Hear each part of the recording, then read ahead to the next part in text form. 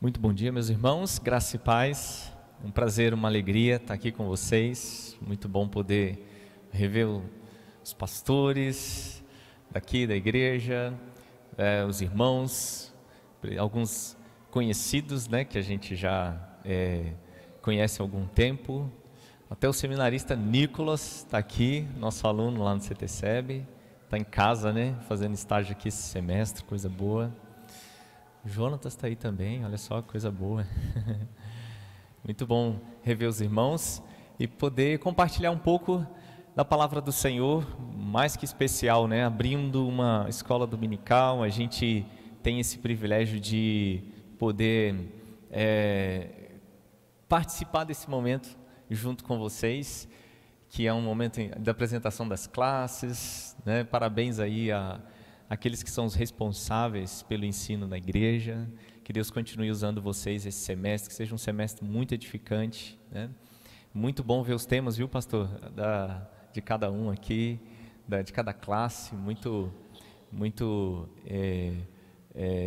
bíblico, né? Tudo que vai ser trabalhado, e espero que Deus edifique a igreja de forma poderosa, desde os pequenininhos até os adultos, né? Que as classes sejam uma grande bênção. Bom, fui convidado para falar um pouco o tema que foi me dado, né, sobre a importância da EBD, da Escola Bíblica Dominical, na igreja local, né? Mas, quando a gente vai falar de um tema assim, a gente sempre vai, nós que somos pastores, vamos procurar na Bíblia um fundamento bíblico para a gente entender realmente, para não ser apenas uma palestra sobre a importância da EBD. Eu acho que a igreja sabe realmente a importância da EBD, e eu fiquei pensando e orando sobre isso, o que nós poderíamos falar. Desde quando a EBD começou, é claro que o ensino bíblico sempre esteve presente na vida do povo de Deus, mas se a gente colocar a Escola Bíblica Dominical, né, há pouco tempo atrás, na história, começou no Brasil, e eu tenho certeza que muita gente foi edificada na história da IBD, né?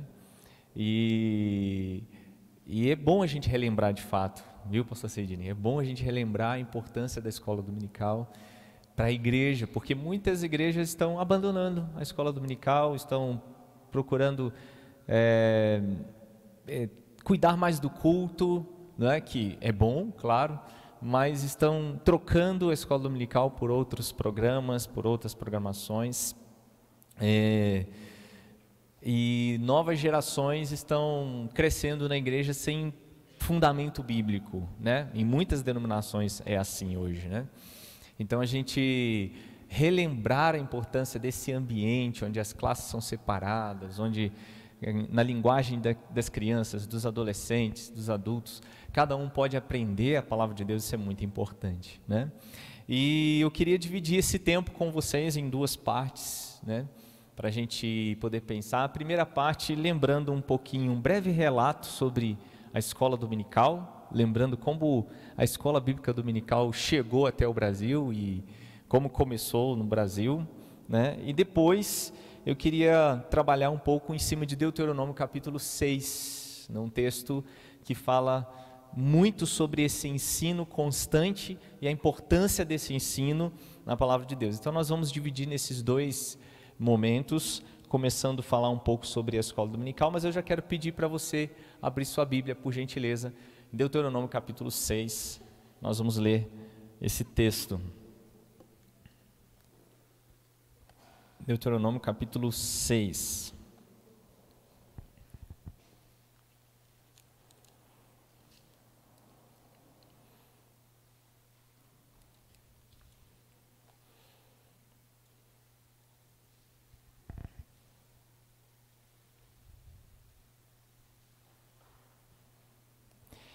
A partir do versículo 1, Deuteronômio 6, a partir do versículo 1, nós vamos ler o texto, aí você pode permanecer com sua Bíblia aberta, nós vamos voltar no texto em alguns momentos. Diz assim: são estes os mandamentos, os estatutos e os juízos que o Senhor, seu Deus, ordenou que fossem ensinados a vocês, para que vocês os cumprissem na terra em que vão entrar e possuir, para que durante todos os dias da sua vida, vocês, os seus filhos e os filhos dos seus filhos, temam o Senhor seu Deus e guardem todos os seus estatutos e mandamentos que eu lhes ordeno, e para que os seus dias sejam prolongados. Portanto, escute, Israel, e tenha o cuidado de cumprir estes mandamentos, para que tudo lhes corra bem, e vocês muito se multipliquem na terra, que mana leite e mel, como o Senhor, o Deus dos seus pais, lhes prometeu. Escute, Israel, o Senhor, nosso Deus, é o único Senhor.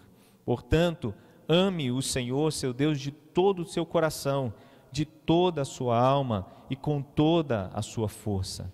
Estas palavras que hoje lhe ordeno estarão no seu coração. Você as inculcará a seus filhos e delas falará quando estiver sentado em sua casa, andando pelo caminho, ao deitar-te, ao levantar-te. Também deve amarrá-las como sinal na sua mão, e elas lhe serão por frontal entre os olhos. E você as escreverá nos umbrais da sua casa e nas suas portas. Quando, pois, o Senhor, seu Deus, tiver levado vocês para a terra que sob juramento prometeu aos seus pais Abraão, Isaque e Jacó, que lhes daria a vocês, uma terra com grandes e boas cidades, que vocês não construíram. Verso 11, com casas cheias de tudo que é bom, que vocês não encheram, com poços abertos que vocês não cavaram, com vinhas e olivais que vocês não plantaram. Quando vocês comerem, se fartarem, tenham o cuidado de não esquecer o Senhor, que os tirou da terra do Egito, da casa de servidão. Temam o Senhor seu Deus, sirvam a Ele e jurem somente pelo seu nome. Não sigam outros deuses, nenhum dos deuses dos povos que estiveram à sua volta, porque o Senhor seu Deus é Deus zeloso no meio de vocês, para que a ira do Senhor seu Deus não se acenda contra vocês e os destrua sobre a face da terra. Não ponham à prova o Senhor seu Deus, como fizeram em Massá. Guardem cuidadosamente os mandamentos do Senhor seu Deus, os seus testemunhos e os seus estatutos que Ele lhes ordenou. Façam o que é reto e bom aos olhos do Senhor, para que tudo lhes vá bem, e para que vocês entrem e possuam a boa terra que o Senhor, sob juramento, prometeu aos seus pais, aos pais de vocês, expulsando todos os inimigos de diante de vocês, como o Senhor prometeu. Verso 20, quando no futuro os seus filhos perguntarem: que significam os testemunhos, estatutos e juízos que o Senhor nosso Deus lhes ordenou? Vocês dirão a eles: nós éramos escravos de Faraó no Egito, mas o Senhor nos tirou de lá com mão poderosa. Diante dos nossos olhos, o Senhor fez sinais e maravilhas, grandes e terríveis, contra o Egito e contra Faraó e toda a sua casa. Ele nos tirou do Egito para nos trazer e nos dar a terra que, sob juramento, prometeu aos nossos pais. O Senhor nos ordenou que cumpríssemos todos esses estatutos e temêssemos o Senhor nosso Deus, para o nosso perpétuo bem, para nos preservar a vida como tem feito até hoje. E será justiça para nós, quando tivermos o cuidado de cumprir todos estes mandamentos diante do Senhor, nosso Deus, como Ele nos ordenou. Amém. Amém. Um texto um pouquinho longo, mas não sei se você pôde perceber quantas vezes existe um alerta para necessidade de ouvir, ensinar e guardar os mandamentos do Senhor, né? Várias vezes ele começa o texto falando sobre os mandamentos, os estatutos, e ele termina o texto falando sobre os mandamentos e os estatutos. E no meio do texto ele fala várias vezes sobre a necessidade do povo guardar os mandamentos e os estatutos, né? Então isso é muito importante quando a gente pensa na formação de Israel enquanto povo de Deus, que a gente tem aqui no Antigo Testamento, como esse fundamento para esse povo estava na lei do Senhor, e eles precisavam viver o que está na lei do Senhor e aprender.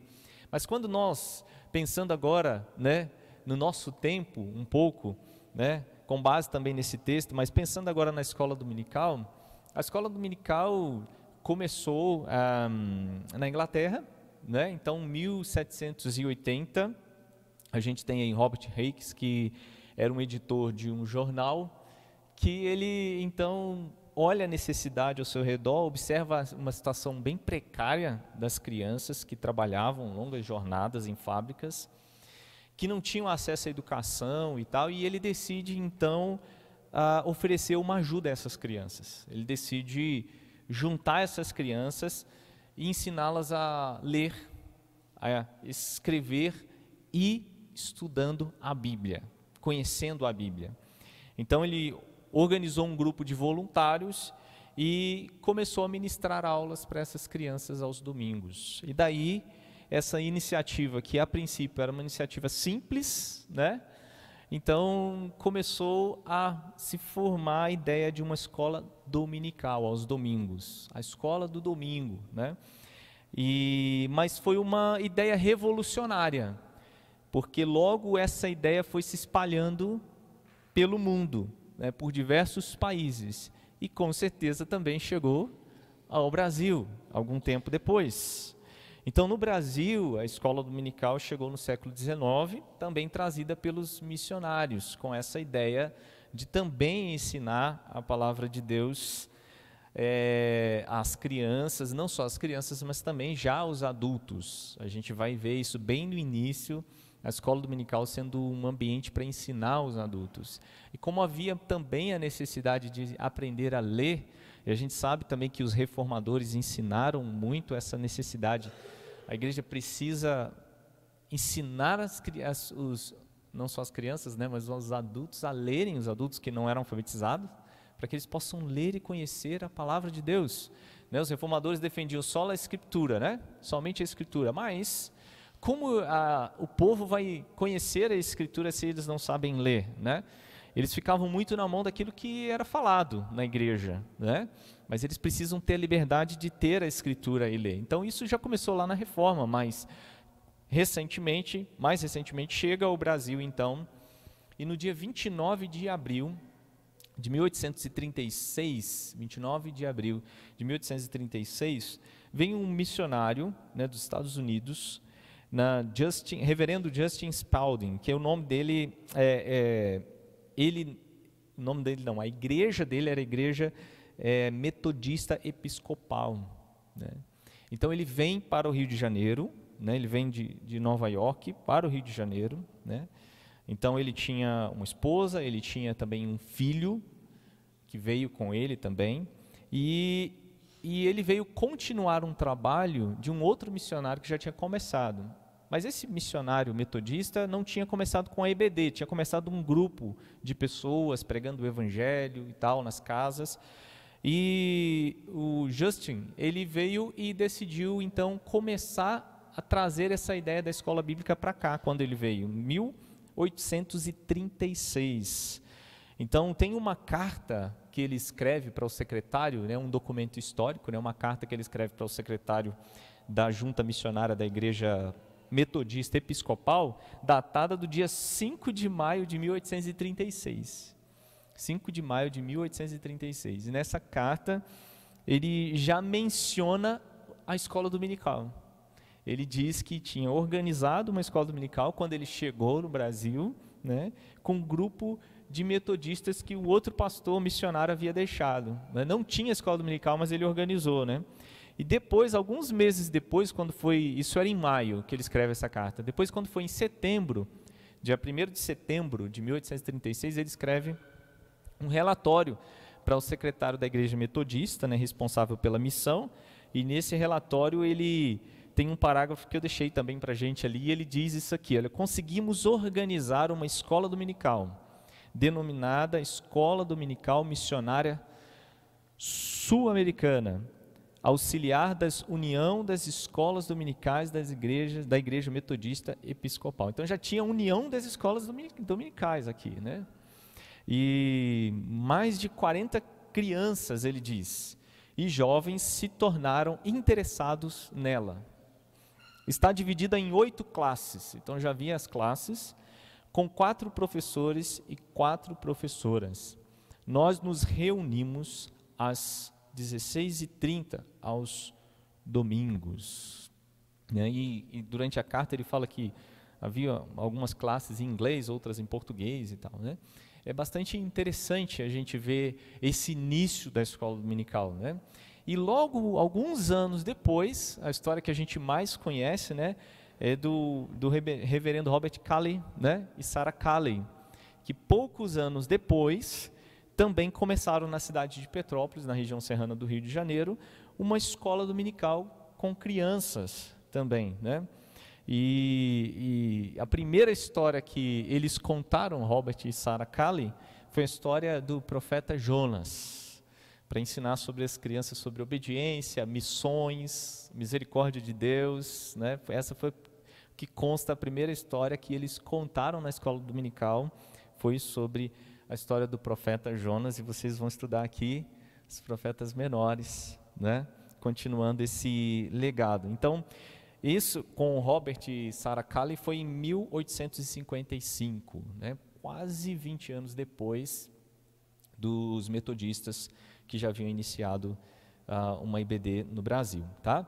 Então, a partir desse marco, gente, inicial, né, aqui no Brasil, as IBDs começaram a ser cada vez mais utilizadas pelas igrejas por causa da necessidade do aprendizado da palavra de Deus, que era muito grande e ainda é hoje. Né? Então, foi se espalhando por todo o território brasileiro, desempenhando um papel muito importante na formação e na educação cristã no Brasil. Né? Então, as escolas dominicais se tornaram um espaço muito importante no meio das igrejas, onde o ensino constante, regular, domingo após domingo das Escrituras, formavam o caráter, o discipulado, né? Formando o caráter cristão e formando até mesmo líderes cristãos nas igrejas, nas comunidades, nas pequenas igrejas, nas igrejas que foram crescendo e assim por diante. Né? Isso fortaleceu bastante as igrejas evangélicas no Brasil, né? Com o entendimento das Escrituras, diferente do catolicismo romano, que em sua maioria os católicos desconheciam a Bíblia. Né? Então eles não sabiam muito. Então, os crentes gostavam de andar com a Bíblia debaixo do braço e mostrar, né? Olha, tá na Bíblia isso aqui, não terás outros deuses, né? Lembra disso, né? Não farás para ti imagem, e era aquela discussão.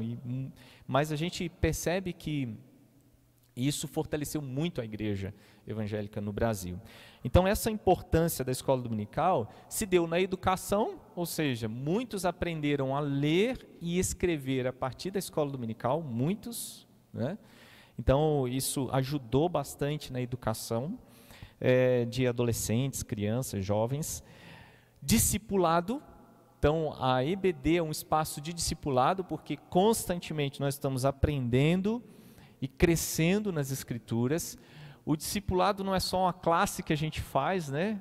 Não é só a preparação para o batismo. O discipulado é constante na vida cristã, e a EBD faz parte desse discipulado, né? Crescimento na fé, fortalecendo a igreja. E também a EBD foi muito utilizada para a formação de liderança. Né? Hoje a gente tem acesso a vários outros cursos, né? A gente tem acesso à faculdade de teologia, a gente tem acesso a cursos livres de teologia, ao CTM, curso teológico por módulos. Né? Mas lá atrás não tinha isso, a igreja não tinha isso. Então a EBD era o lugar de formação. Então, os líderes eram formados ali. Né? Então, a gente consegue perceber o valor da escola dominical na história da igreja, não só no Brasil, mas também em outros países. E a gente continua esse legado. E quanto mais a gente investe na IBD, quanto mais a gente tem professores preparados, quanto mais a gente frequenta a IBD, mais forte a gente, uma igreja mais forte a gente tem, biblicamente falando. Né? É claro que isso tudo começa em casa, como já foi falado aqui, né? A igreja só no domingo, o EBD só no domingo, mas eu vi aqui também que vocês têm grupo pequeno, excelente, né? Mais um ambiente de aprendizado, né? E os pais têm essa responsabilidade em casa. Mas tudo isso para dar um panorama, só para a gente ter um panorama dessa importância da escola dominical na história da igreja no Brasil. E que foi um meio que os missionários encontraram também de pegar as crianças, adolescentes e jovens que não sabiam ler nem escrever, ensiná-los a ler a partir da Bíblia, e ali eles vão aprendendo, ali eles vão conhecendo a Jesus, conhecendo o Evangelho, e desde pequenininhos já são firmados e fundamentados na palavra de Deus, né? Eu lembro de um pedido que o Lutero fez. Uma certa vez eu estava lendo esse pedido escrito que ele fez para os governantes construírem pontes para as crianças terem acesso mais fácil, melhorar as estradas, para as crianças terem acesso a mais fácil a locais de estudo, para que eles pudessem ir para a escola, para que eles pudessem ir para a igreja, para que eles pudessem aprender. Interessante, né? Os reformadores preocupados com a educação e até a estrutura, né? Então, quando a gente pensa em EBD, também tem essa questão da estrutura, né? Pensar na estrutura das classes, estruturação e preparação dos professores, um ambiente adequado, tudo isso é importante. Bom, agora pensando no texto que a gente leu, e a partir do texto que a gente leu, pensando também nessa importância da EBD, quando a gente vê a formação do povo de Israel, Deuteronômio é um livro chave no Pentateuco, é um livro extremamente importante. Ele é um livro que foi escrito como a gente costuma dizer, uma repetição da lei para a nova geração. Deuteronômio está sendo escrito para a geração que nasceu no deserto, ou a geração que saiu do Egito quando estava pequeno ainda, crianças e adolescentes, de 20 anos para baixo, não a geração acima de 20, porque essa morreu no deserto. Deuteronômio está sendo escrito para essa geração nas planícies de Moabe, que era a região próximo de entrar na Terra Prometida. Então Moisés já estava nos seus últimos dias de vida, eles iam entrar na Terra Prometida, Moisés não ia entrar, mas ele dá os seus últimos discursos para esse povo que está reunido ali. Só faltava atravessar o Rio Jordão. Eles vão atravessar o Rio Jordão e vão possuir a terra que Deus deu para eles. Mas antes disso, é necessário que eles aprendam e recordem a lei, né? E eles também gravem aquilo que é mais essencial, aquilo que é mais importante. Então Moisés dá alguns discursos. Deuteronômio são discursos, são pregações de Moisés ao povo antes deles entrarem na Terra Prometida. É como se fossem os últimos conselhos de um pai para um filho antes de falecer. É mais ou menos isso. Então Moisés chama Israel no início de Deuteronômio, reúne o povo e diz: ouçam Israel o que Deus disse para vocês. E ele relembra os 10 mandamentos no capítulo 5 de Deuteronômio, e no capítulo 6, o capítulo que a gente leu, é o capítulo que ele vai trazer essa necessidade, chamar a atenção do povo dessa necessidade deles não só ouvirem e decorarem os 10 mandamentos, mas eles praticarem quando eles entrarem na terra. E para que isso acontecesse, era necessário que constantemente eles se lembrassem dos mandamentos do Senhor. O livro de Deuteronômio, gente, é o mais citado na Bíblia. A gente tem 356 citações de Deuteronômio no Antigo Testamento, só no Antigo Testamento. E no Novo Testamento tem 190 citações de Deuteronômio. Então, em algumas vezes no Antigo Testamento ele é chamado de livro da lei. O livro da lei é o livro de Deuteronômio, né? Então, quando a gente chega no Novo Testamento, Jesus foi levado para o deserto para ser tentado, e Jesus responde à tentação de Satanás usando Deuteronômio. A gente consegue lembrar isso, né? Quando Jesus, por exemplo, diz para Satanás: não só de pão viverá o homem, mas de toda a palavra que procede da boca de Deus, né? Porque Satanás disse para Jesus: se tu és filho de Deus, transforma essas pedras em pães. Jesus disse: não só de pão viverá o homem. Jesus usa Deuteronômio, né? Nas 3 tentações, Jesus responde usando Deuteronômio, ou seja, Jesus vence as tentações, né, no deserto, usando o livro que o povo de Israel recebeu no deserto ainda, né? E que o povo de Israel poderia usar esse livro também para vencer as tentações e vencer o pecado, né? A palavra de Deus como espada para ele lutar contra isso, contra Satanás. Mas Jesus usa o livro de Deuteronômio, nós também somos convidados a usar o livro de Deuteronômio para isso, né? Para nos fortalecermos na fé e vencermos o inimigo, né? Então essa palavra de Deus, aqui no capítulo 6 de Deuteronômio, tão importante para Israel, também é importante para nós, e ela ensina alguns princípios para a gente, que são necessários para que nós sejamos uma igreja bem fundamentada na palavra de Deus. E que a EBD nos ajuda a vivenciar esses princípios que estão em Deuteronômio.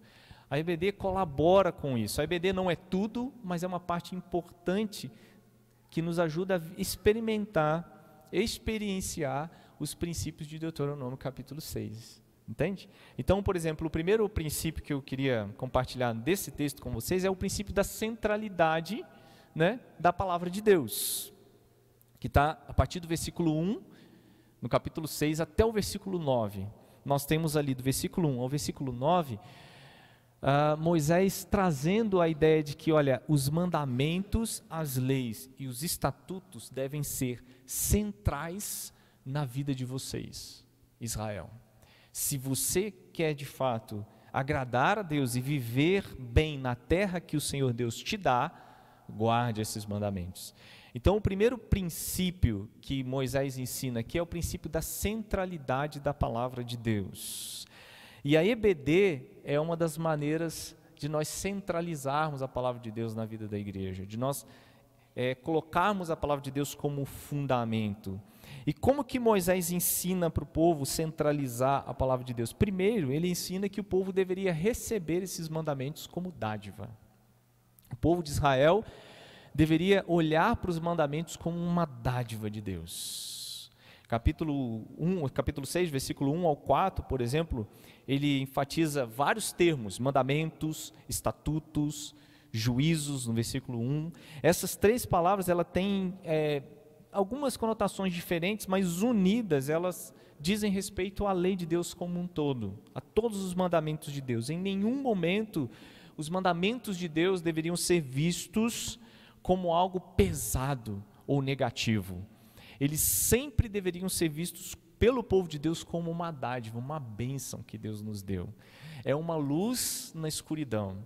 Nós não sabemos como viver quando entrarmos na terra, nós não sabemos corretamente discernir o bem e o mal, nosso coração é pecaminoso, e Deus nos dá a sua lei, que é luz, que ilumina a nossa mente e o nosso coração, e nos orienta por onde andar, nos dá o caminho correto. Portanto, a lei de Deus é uma dádiva,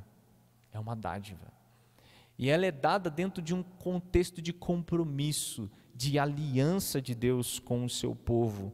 É importante a gente entender isso. Deus está fazendo aliança com esse povo, e nessa aliança Ele dá os seus mandamentos. Estão os termos desta aliança aqui em Deuteronômio, em Êxodo, em Levítico. A gente tem no Pentateuco. Então, o Deuteronômio nunca deveria ser entendido, e nem a lei de Deus como um todo, como algo pesado. Não sei se vocês lembram, quando Deus vai dar a lei, os 10 mandamentos, Êxodo capítulo 20, ele, antes de começar os 10 mandamentos, ele fala assim para o povo de Israel: olha, eu sou o Senhor teu Deus, que te tirei da terra do Egito, da casa de servidão. Portanto, aí ele dá os 10 mandamentos. Interessante, né? Eu sou o Senhor teu Deus, que te tirei com graça da terra do Egito, eu te libertei. Agora vivam dessa maneira, em resposta à minha salvação, em resposta à minha redenção, em resposta àquilo que eu fiz por vocês. Portanto, obedecer aos mandamentos não deveria ser algo penoso. Apesar do nosso coração ser pecaminoso, nós deveríamos olhar para os mandamentos como uma dádiva de Deus. Os estatutos e os juízos. E é uma dádiva porque é um documento de aliança. Eu lembro do Salmo 147, quando o salmista ele fala no verso 19, que Deus mostra a sua palavra a Jacó, as suas leis e os seus preceitos a Israel. Deus não fez assim a nenhuma outra nação, todas ignoram os seus preceitos. Aleluia. Salmo 147, 19 e 20. Interessante, né?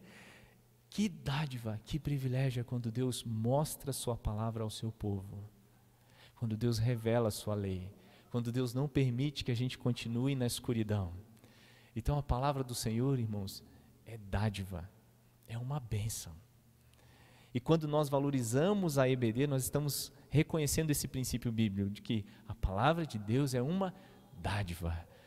Moabe não conhecia a palavra de Deus, o Egito não conhecia as leis do Senhor, os assírios não conheciam, andavam na escuridão, na idolatria. E se Deus não se mostrasse a Israel, Israel ficaria do mesmo jeito. Porque Israel conheceu o Senhor, porque Deus dá a sua palavra, dá a sua lei, Deus se revela, é uma dádiva. E o que nós fazemos com essa dádiva recebida de Deus?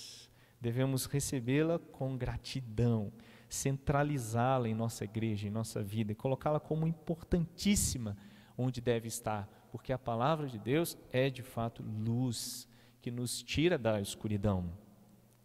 E a palavra de Deus, ela é uma dádiva porque ela nos leva a temer a Deus. A palavra de Deus, ela não volta vazia, ela de fato nos leva a temer a Deus, ela promove mudança em nós. No versículo 2, por exemplo, Moisés vai dizer aqui no versículo 2, para que temam durante todos os dias da vida de vocês, os seus filhos e os filhos dos seus filhos temam o Senhor teu Deus e guardem os seus mandamentos. É uma dádiva porque a palavra de Deus nos ensina o caminho do temor do Senhor. Ela nos leva a temer a Deus. O objetivo do ensino da lei era uma vida toda de temor ou reverência ao único e verdadeiro Deus, né? A evidência dessa reverência a Deus deveria ser vista na obediência de Israel à lei de Deus. Quanto mais temor a Deus, mais obediência e mais frutos para a glória de Deus. Então, a dádiva que Deus nos dá é para o bem do seu povo, visa o bem da sua igreja, visa o bem do seu povo. Porque no verso 3 ele vai dizer, para quê?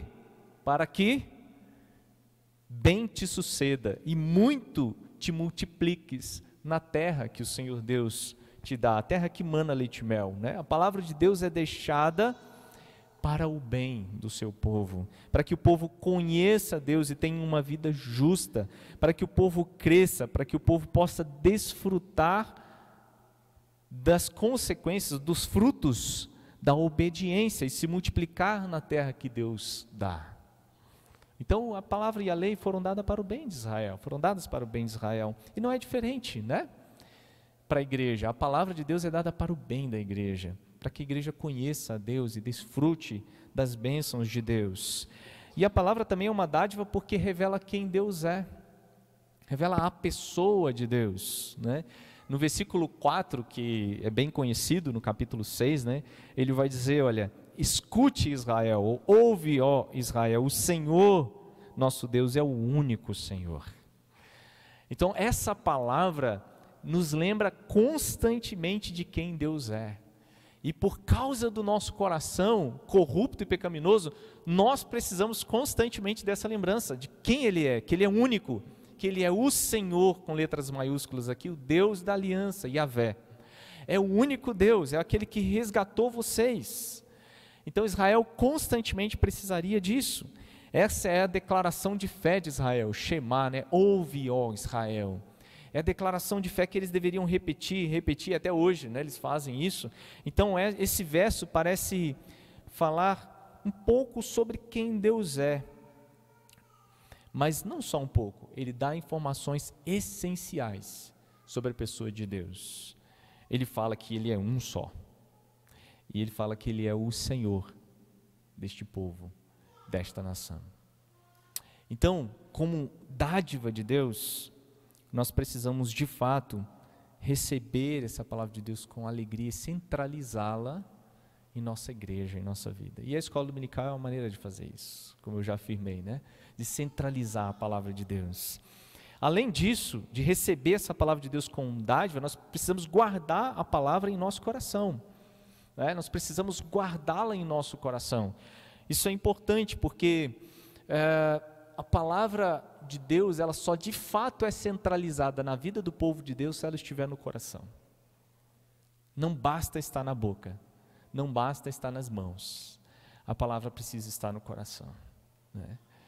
E aí, a IBD é um instrumento de Deus para isso, porque a IBD, domingo após domingo, nós somos exortados a guardar, nós aprendemos princípios e valores, e aí quando a gente chega no versículo 5 do capítulo 6, nós vemos Moisés dizendo: portanto, ame o Senhor seu Deus de todo o seu coração, de toda a sua alma e com toda a sua força. Então, amar a Deus não é só de palavras, é de coração. O mandamento de amar é central em todo o livro de Deuteronômio. Veja que o relacionamento do povo de Deus com Deus, desde o início, é um relacionamento de amor. Deus ama Israel e Israel deve amar a Deus. Deus ama a sua igreja, a igreja deve amar a Deus. Então é central. E esse amor deve então me levar a uma obediência leve, por amor, graciosa. Uma obediência porque eu amo. E aí a gente lembra de Jesus em João 14, 21, que Jesus diz que aquele que me ama, guarda os meus mandamentos. Guardar os mandamentos porque ama a Jesus.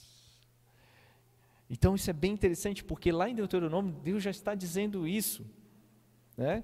Essa obediência só seria possível quando fosse uma resposta de amor a Deus, desse Deus que tirou o povo do Egito, que nos amou primeiro, que esse amor é tão grande que nos constrange. E agora eu desejo conhecer mais e saber mais desse Deus que me ama e obedecê-lo, e assim demonstrar o meu amor. E esse chamado é para obedecer e amar com toda a inteireza de coração. Ame ao seu Deus com todo o seu coração, com toda a sua alma, com toda a sua força, um amor abrangente, completo. Nada em nosso coração deve estar acima de Deus. Deus deve ser o primeiro amor da nossa vida e o maior amor da nossa vida. Essas palavras que hoje te ordeno estarão no teu coração. Esta é a proposta que a gente vai ver lá no profeta Jeremias. Lembra quando Deus fala: eu vou escrever as minhas leis no seu coração, né? E já está em Deuteronômio. O que Jeremias está dizendo é, repetindo o que está em Deuteronômio, que Deus ia fazer isso na nova aliança. Guardar a palavra não apenas como algo externo, mas como algo que deve estar no coração. E isso, irmãos, requer, e para isso, requer um ensino constante, uma vida de devocional constante, leitura bíblica constante. E mais uma vez, a EBD nos ajuda nesse processo de internalizar, aprender, guardar a palavra, amar mais a Deus. É no EBD que nós ouvimos constantemente a palavra de Deus. O salmista, lá no Salmo 119, versículo 92, Salmo 119, que é bem grande, né? Ele diz assim: olha, não fosse a tua lei ter sido meu prazer, há muito eu já teria perecido na minha angústia. Que coisa interessante, né? Se não fosse a tua lei ter sido meu prazer, há muito eu já teria perecido na minha angústia. O que nos livra da angústia, do pecado, do mal, é o prazer na lei do Senhor.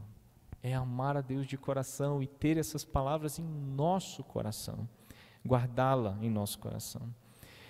E Moisés continua a instrução, versículo 7 ao versículo 9, ele vai continuar a instrução sobre como que a gente faz isso, para que essa palavra constantemente permaneça em nosso coração.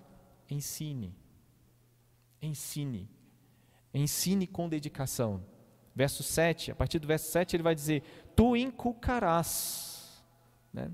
Você as inculcará a seus filhos, você falará dela quando estiver sentado em sua casa, andando pelo caminho, ao deitar-te, ao levantar-te.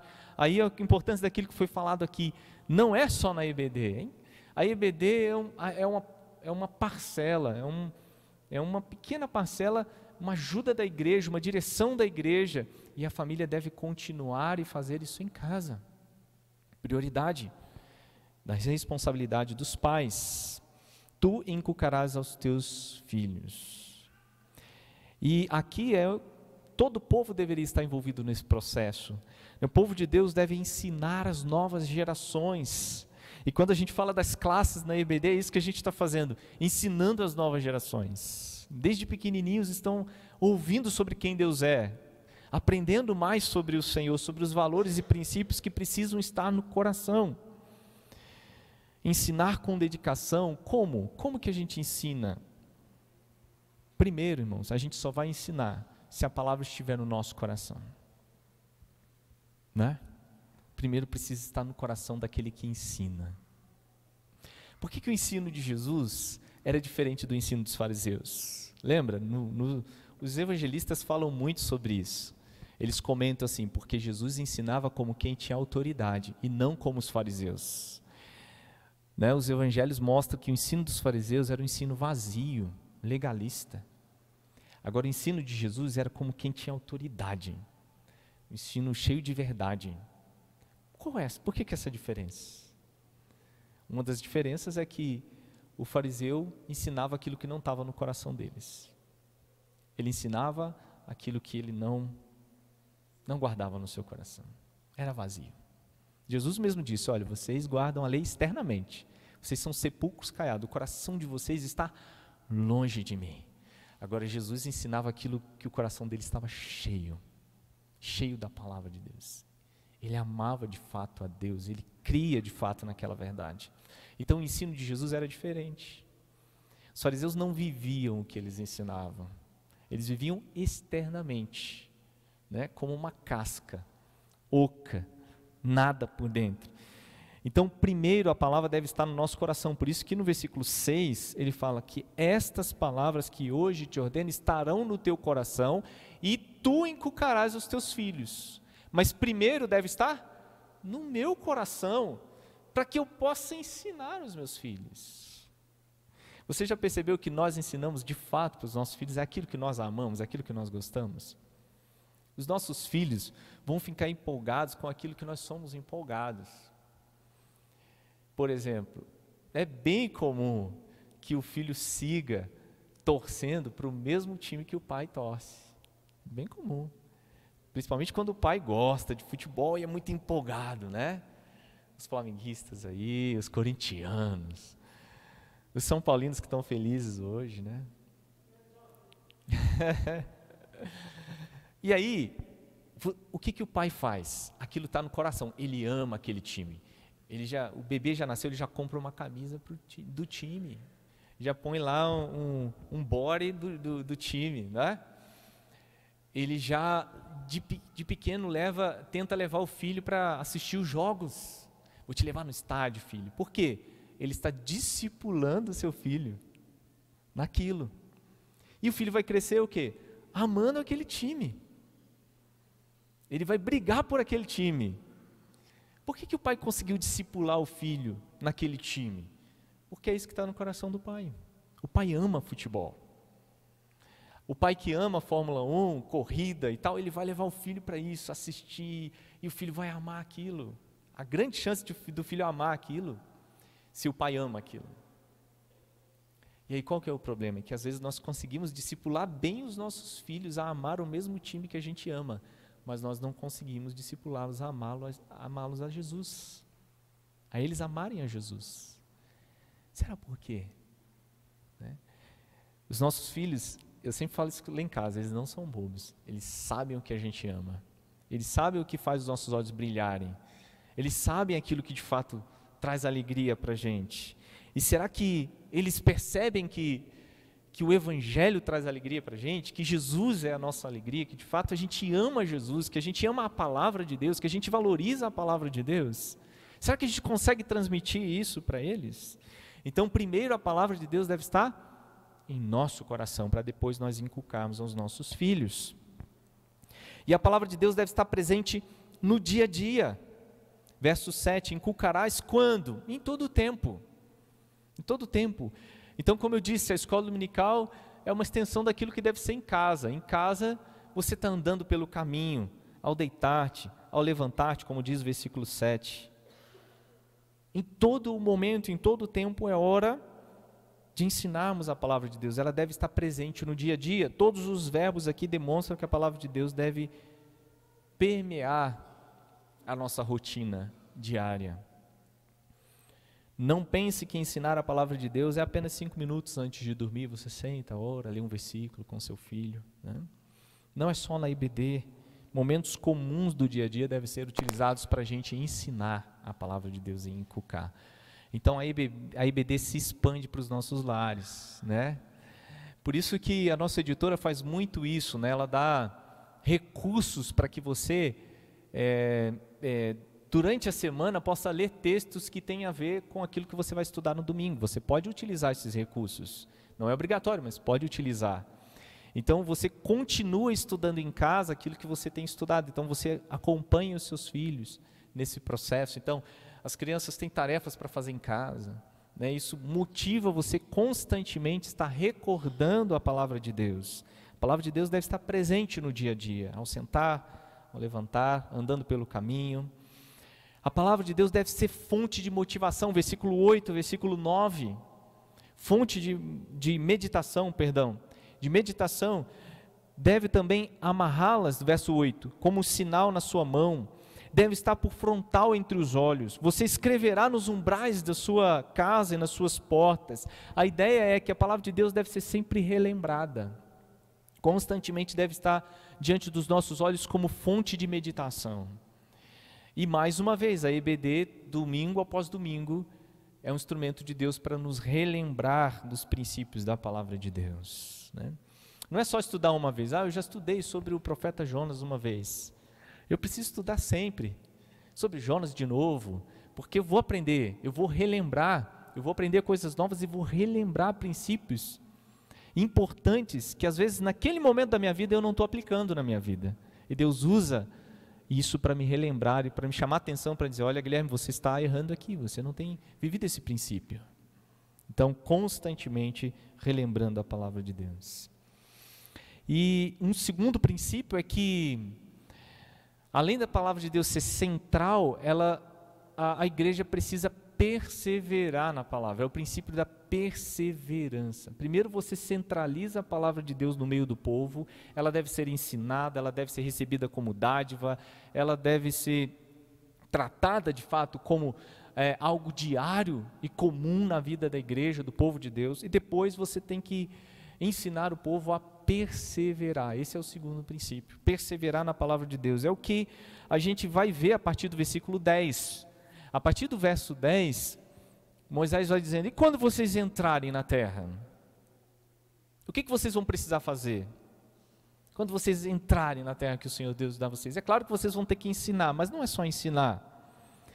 Na terra que vocês vão entrar, vocês vão receber coisas boas que Deus deu. No verso 10 ele fala, Deus vai dar uma terra grande, cidades boas, que vocês não construíram. Verso 11, casas cheias de tudo que é bom, que vocês não encheram, poços abertos que vocês não cavaram. Vocês vão receber coisas boas, prosperidade. Mas ele vai dizer, vocês vão comer, vocês vão plantar, vocês vão comer, vocês vão se fartar. Mas no verso 12 ele fala assim, olha, tenham o cuidado de não esquecer o Senhor. Tenham cuidado de não esquecer o Senhor. Então por isso que a EBD não deve sair de moda, porque a EBD nos lembra do Senhor, da sua palavra, dos seus princípios constantemente. A pregação expositiva faz isso. Os estudos nos grupos pequenos faz isso. Não se esqueçam do Senhor. Então, perseverar na palavra é um desafio que nos ajuda, é algo que nos ajuda a vencer alguns desafios na nossa caminhada cristã. E um dos desafios de Israel aqui seria o desafio da prosperidade. Era um povo que está saindo da escravidão, agora recebendo uma terra boa, e essa prosperidade poderia ser um perigo para eles, se eles se esquecessem do Senhor. E pensar, não precisamos mais de Deus, temos tudo. E sabe que todos nós, de certa forma, passamos por momentos assim. Parece que quando tudo está bem em nossa vida, nós temos a tendência de esquecer do Senhor. Temos a tendência de se esquecer do Senhor. E nós temos o costume de buscar a palavra do Senhor ou orar, muitas vezes, quando estamos em apuros, quando está difícil. E a gente se lembra de orar, muita gente faz assim, voltar para a igreja, porque eu estou passando dificuldades, né? Mas quando está tudo bem, a gente às vezes se esquece do Senhor. Então, o ensino constante na IBD, o estudo constante em casa, o estudo constante da palavra de Deus é para que a gente não se esqueça do Senhor, seja em momentos de prosperidade ou em momentos de aflição e de dificuldade. Não podemos nos esquecer do Senhor em nenhum momento. Ele é a âncora da nossa vida. A sua palavra que nos firma. Então, quando a maré está calma e a rede cheia de peixes, né, tem uma frase antiga que dizia isso: a maré calma e a rede cheia de peixes levam o pescador a se esquecer da sua prece. Né? A maré calma e a rede cheia de peixes leva o pescador a esquecer a sua prece. Então a gente tem que ter cuidado. E como que a gente faz isso? Constantemente lendo, aprendendo, estudando a palavra de Deus, para sermos lembrados da nossa necessidade de conhecer o Senhor constantemente. A igreja parece que enfrentou o mesmo desafio de Israel, né? A gente vê a igreja primitiva em Atos ali muito forte, firmada na palavra, debaixo de perseguição. E a igreja continuou depois disso, anos 90, 100, primeiro século, né? Parece que quando a igreja a perseguição foi acalmando, quando o império reconheceu o cristianismo, quando as coisas foram se assentando, a igreja foi alcançando status. Agora, ser cristão, você passa de ser perseguido para ser um cidadão agora de respeito e apoio. Afinal, o imperador é cristão, né? O cristianismo agora é a nossa religião oficial. E a igreja começa a ser próspera e grandes desvios começaram a surgir no meio da igreja. Que o cristianismo vivencia frutos desse desvio até hoje, né? Se esqueceram do Senhor. Então, é muito interessante isso, porque Jesus, quando ele fala na parábola sobre o semeador, ele fala de uma semente que foi lançada entre os espinhos. Lembram dessa parábola? Semente que foi lançada entre os espinhos. E aí Jesus depois, quando vai explicar para os discípulos essa parábola, ele fala que a semente que foi lançada entre os espinhos é aquele que ouve a palavra, porém os cuidados do mundo e a fascinação das riquezas sufocam a palavra e ela fica infrutífera. Veja o perigo da fascinação pela riqueza e pelos cuidados do mundo. É essa fascinação que Deuteronômio está falando aqui. Olha, guardem a palavra. Quando vocês estiverem numa boa terra, terra frutífera, cuidado para não se esquecerem do Senhor. Então essa semente entre os espinhos é aquela semente que não tem espaço para crescer, sufocada. Então ela fica infrutífera. Tem muita coisa nesse coração. Então a IBD é um instrumento de Deus para nos ajudar a retirar esses espinhos do nosso coração e para que a palavra possa frutificar. O desafio também da idolatria, tem outros desafios, vou correr um pouco mais, da idolatria. Ele fala para Israel no verso 14, não seguirás a outros deuses. Porque seria uma tentação para Israel chegar na terra e conhecer os deuses cananeus, e foi o que aconteceu, né? E ali eles se encantarem com os deuses cananeus. Então, além da prosperidade, a idolatria também. O estudo, a lembrança da lei constante, dia após dia, era para proteger o povo da sua idolatria. Então, veja como a IBD, como instrumento de ensino da palavra de Deus, nos protege da fascinação das riquezas que sufocam a palavra de Deus, nos protege da idolatria. Porque o nosso coração, como diria Calvino, é uma fábrica de ídolos. Constantemente, ídolos querem aparecer no nosso coração. Constantemente o nosso coração quer criar ídolos. A gente quer amar coisas acima de Deus. Então, constantemente o ensino da palavra de Deus tem que estar presente para combater esses ídolos e nos ensinar a verdade. A gente sabe que quando Israel deixou de ensinar a lei do Senhor, se desviou dos caminhos do Senhor, foi se apaixonando por outros deuses, foi buscando, como Deus fala, um outro marido, que era Baal, né? E se esqueceu do Senhor. Então, obedecer a palavra de Deus é necessário, estudar a palavra de Deus é necessário para nos livrar do desafio da idolatria. A IBD é importante para isso. A IBD também é importante porque nos dá diligência, ajuda-nos a constantemente relembrarmos, e não só isso, mas diligentemente obedecermos e guardarmos a palavra de Deus. É o que diz no verso 17, ele vai dizer aqui, no capítulo 6, verso 17, olha, guardem diligentemente ou cuidadosamente os mandamentos do Senhor. Diligentemente, a ideia de guardar com ênfase. Na realidade, no original nem tem essa palavra aqui, diligentemente, ele tem a palavra guardar, guardar duas vezes. Guarde, guarde, é assim, né? E geralmente o diligentemente é traduzido para entender que é guardar com bastante ênfase, entende? Guarde, guarde. É mais ou menos a ideia assim, guardando, guardarás, que está no original. Guardando, guardarás a palavra de Deus, tá? Então é uma ênfase, guarde, guarde, guarde a palavra de Deus, né? Então, por quê?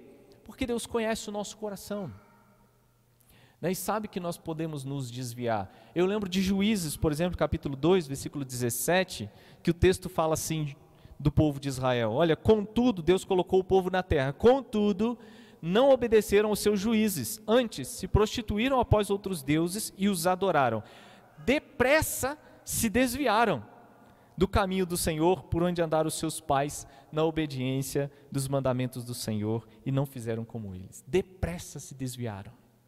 Nosso coração é rápido para se desviar. Então, diligência no estudo da palavra, na obediência, na EBD é importante. Às vezes nós não damos valor para isso, achamos, eu não vou na EBD nesse domingo, eu não vou no outro, eu venho de vez em quando, não é tão importante assim, eu estudo a Bíblia em casa, né? E às vezes são desculpas que o nosso coração dá, porque ele não quer mesmo ser diligente, né? Não quer guardar a palavra do Senhor. E a gente vê isso na igreja também, quando Paulo fala aos Gálatas, que eles depressa trocaram o evangelho por um outro evangelho que nem é evangelho. Então, o ensino constante nos protege disso, né?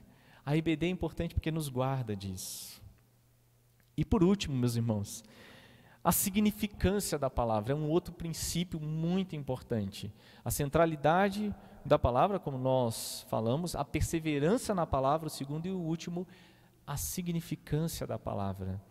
Porque, o que é significância? Significância é a ideia, a gente costuma dividir em hermenêutica de significado, ou seja, o que significa esse princípio da palavra, e a significância. Significância, o que ele significa para nós hoje, como a gente se aplica à nossa vida hoje.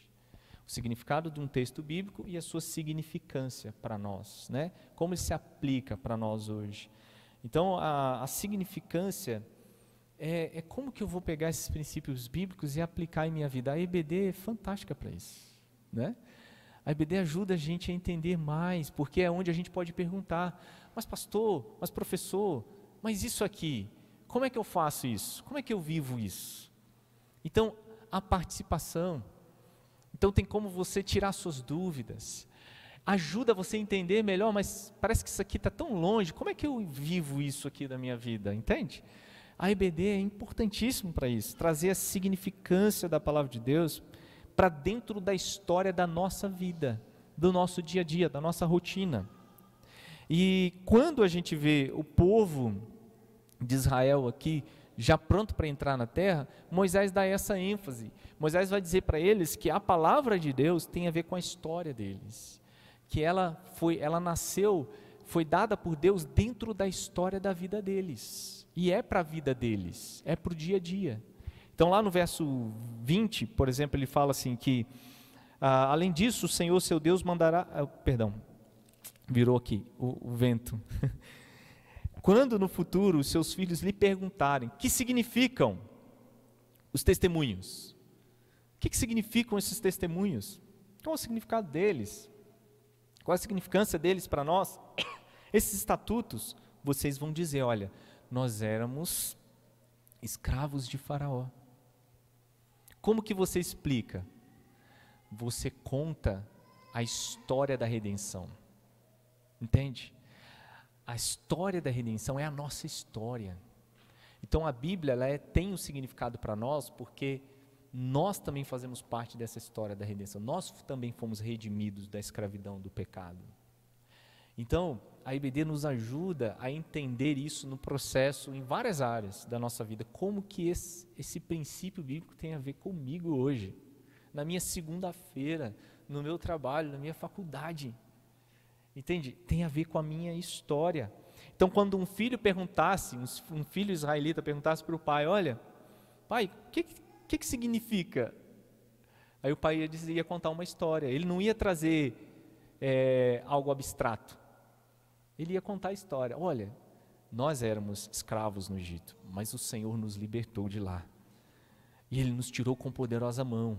E Ele nos trouxe para essa terra e nos deu esses mandamentos para que nós vivêssemos esses mandamentos. Então os princípios e os valores bíblicos estão conectados com a história do povo de Deus. E eles fazem parte da nossa história, então tem significância para nós, para a nossa vida, para o nosso dia a dia, para a nossa história hoje. Ela tem um sentido para nós hoje. O sermão de Pedro, quando ele vai evangelizar lá em Atos, quando ele vai pregar o evangelho, ele conta a história da redenção, né? Porque tem que fazer essa conexão, e a escola dominical é fantástica para fazer essa conexão e nos ajudar. A escola dominical é fantástica para que a gente possa pegar uma criança e dizer para ela, olha filho, nós éramos escravos, e contar a história da redenção para eles. E a criança entende que ela também faz parte dessa história, ela é a continuidade dessa história. O que Deus está fazendo na vida dela começou lá atrás, e por isso que a Bíblia é importante para a vida dela. Tem conexões, né? Então nós fomos criados para a glória de Deus, nós podemos contar essa história. Nós pecamos contra o Senhor, mas Deus fez uma promessa de redenção. Deus escolheu um povo para si, Deus elegeu Abraão, a sua descendência, e por meio dessa descendência Deus prometeu abençoar todas as famílias da terra. E você, falando para a nova geração, e você, meu filho, você faz parte desse povo que é abençoado por meio da semente de Abraão. Então, a escola dominical, com as nossas histórias bíblicas e os princípios bíblicos, devem fazer essa conexão, né? E nós somos chamados a entender a palavra de Deus, irmãos, como parte da nossa história, né? Nós estamos continuando essa história, né? E nós somos fruto dessa redenção de Deus, né? A história de Adão, de Abraão, de Noé, de Davi não são histórias soltas, né? A IBD nos ajuda a entender que essas histórias têm a ver com um plano de redenção de Deus, de abençoar todas as nações, né, por meio de Jesus Cristo. E essa história deve ser vivenciada, como Deus vai dizer aqui no verso 24, verso 25, ainda no capítulo 6, mais no finalzinho, né? O Senhor nos ordenou que cumpríssemos todos esses estatutos e temêssemos o Senhor nosso Deus, para o nosso perpétuo bem, para nos preservar a vida como tem feito até hoje, e será justiça para nós quando tivermos cuidado de cumprir todos esses mandamentos diante do Senhor nosso Deus, como Ele ordenou. Ele termina dizendo o que um pai falaria para um filho, se ele perguntasse. O pai contaria a história da redenção, Deus nos livrou do Egito e Ele ordenou para que nós vivêssemos dessa forma, meu filho. E ensinaria a palavra de Deus. A palavra de Deus deve ser vivenciada. Eu deixei uma citação do Tim Keller, que eu gosto muito dessa citação, em um dos comentários dele. Na realidade está no comentário de Juízes, e ele diz assim: nós podemos reconhecer intelectualmente algo como verdade, mas bem no íntimo essa verdade não se apodera de nós, não nos sensibiliza, não nos controla. O motivo de os israelitas, assim como todos nós, estarem precisando de avivamento, era o fato de que as verdades sobre Deus, outrora vibrantes e reais para eles, acabaram se tornando irreais. Ou seja, eles foram se esquecendo, se afastando da lei do Senhor, e já não era mais vibrante, já não era algo real para eles. Eles já não amavam tanto a lei do Senhor. E a coisa começa devagar mesmo. Histórias de igrejas que se desviaram e pastores importantes, conhecidos no Brasil, por exemplo, que se desviaram da verdade, não foi de uma hora para outra. Foi devagarzinho. E aquela verdade bíblica já não mais enche os olhos, você quer buscar outra verdade. Aquele amor pela palavra já não é mais o mesmo, você já não é mais sensibilizado e controlado pelo poder do Evangelho, você quer algo diferente. Você está sendo enganado aos poucos. E essas verdades que eram vibrantes para Israel foram sendo deixadas de lado. Tanto que, na época que Josias foi fazer uma reforma no templo, olha, encontramos a lei. Tem uma cópia da lei aqui. Imagina. O que estava sendo ensinado para o povo? Esse tempo todo. A lei oculta, escondida, perdida lá no meio dos quartos lá do templo, dos cômodos. E aí eles reformam o templo, acham a lei do Senhor, e quando a lei é reencontrada e o valor dela é revisto, Josias chama o povo ao arrependimento. E existe um avivamento, e Deus transforma. Então a gente não precisa esperar chegar a esse ponto de se esquecer da palavra de Deus, como algumas igrejas deixam a palavra de Deus, tiram a EBD, tiram o púlpito, tiram a pregação expositiva e começam a pregar tantas coisas. A gente não precisa chegar nisso. Para isso a gente precisa de uma manutenção constante do ensino das Escrituras. E a escola dominical, meus irmãos, é um papel importantíssimo para isso. Então, participem, né? Sejam ativos, amem a palavra de Deus, centralizem a palavra de Deus na sua vida, na vida da igreja. Eu sei que os pastores têm trabalhado para isso aqui, né? Glória a Deus por isso, né? Glória a Deus por isso.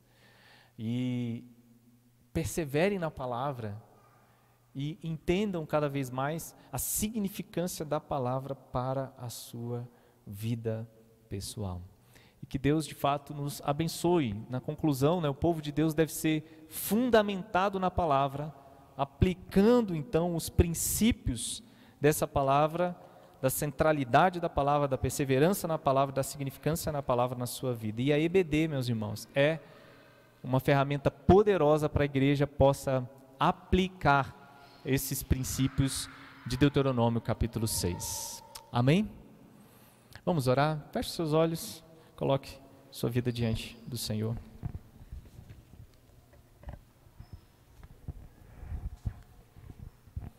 Nosso Deus e Pai, nós queremos te agradecer, ó Deus, por tua palavra. Desde o início, o Senhor lembra o seu povo, ó Deus, da importância de estudarmos, ensinarmos constantemente a tua palavra, Deus.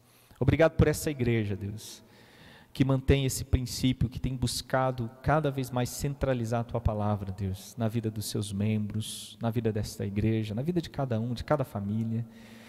Ajude a cada pai, mãe, familiares também a centralizarem a tua palavra na vida dos seus filhos, no seu lar, aprenderem a perseverar na palavra, entenderem a significância da palavra para o seu dia a dia, Deus. E que a IBD seja de fato uma bênção na vida dessa igreja. Que a IBD seja fortalecida cada vez mais, um instrumento usado nas tuas mãos, que cada professor aqui também seja um instrumento usado nas tuas mãos, ó Deus, para a edificação da tua igreja na tua palavra, Deus. Nós oramos e te agradecemos em nome de Jesus. Amém.